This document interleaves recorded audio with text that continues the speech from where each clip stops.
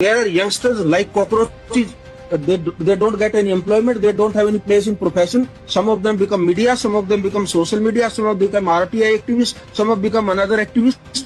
Cockroach जनता party नेमकं काय आहे?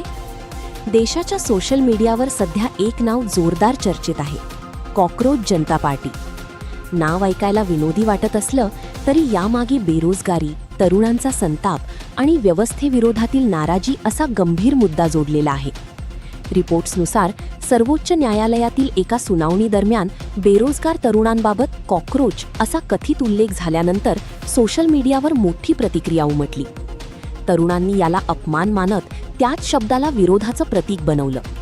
म्हणजेच जर सिस्टीम आम्हाला कॉकरोच समजत असेल तर आम्ही तीच ओळख अभिमानाने मिरवू असा संदेश देत ही डिजिटल चळवळ उभी राहिली. ही चळवळ 16 मे 2026 रोजी सुरू झाल्याचं रिपोर्ट्समध्ये म्हटलं आहे. याचे संस्थापक आहेत अभिजित दीपके, 30 वर्षीय मराठी तरुण. त्यांनी पुण्यात पत्रकारितेचं शिक्षण घेतलं असून सध्या अमेरिकेतील बॉस्टन युनिव्हर्सिटीमध्ये पब्लिक रिलेशन्सचं शिक्षण घेत असल्याचं वृत्त आहे. याआधी ते आम आदमी पक्षाच्या सोशल मीडिया कामाशी जोडलेले होते असंही काही रिपोर्ट्समध्ये म्हटलं आहे.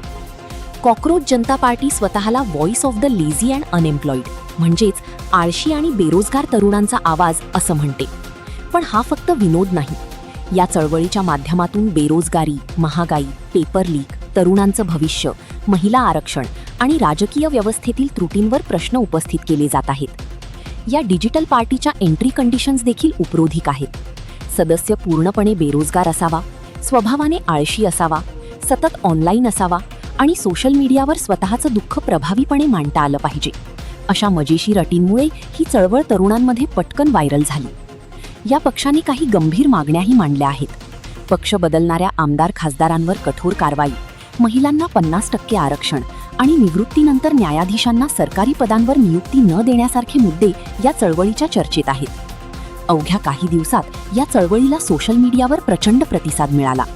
रिपोर्ट्सनुसार इन्स्टाग्रामवर तिचे फॉलोअर्स काही दिवसातच लाखो कोटींच्या घरात गेले आणि बीजेपी सारख्या मोठ्या राजकीय पक्षांपेक्षाही जास्त फॉलोअर्स झाल्याची चर्चा रंगली. मात्र या लोकप्रियतेबरोबर वादही सुरू झाले. 21 मे 2026 रोजी कॉकरोच जनता पार्टीचं एक्स म्हणजेच ट्विटर अकाउंट भारतात विथेल्ड करण्यात आलं. काही रिपोर्ट्सनुसार एक्सने हे लीगल डिमांडमुळे केल्याचं दाखवलं. यावर संस्थापक अभिजित दीपके यांनी आवाज दाबण्याचा आरोप केला आहे. थोडक्यात कॉकरोच जनता पार्टी ही सध्या पारंपरिक राजकीय पक्षापेक्षा जास्त एक डिजिटल प्रोटेस्ट मूव्हमेंट आहे.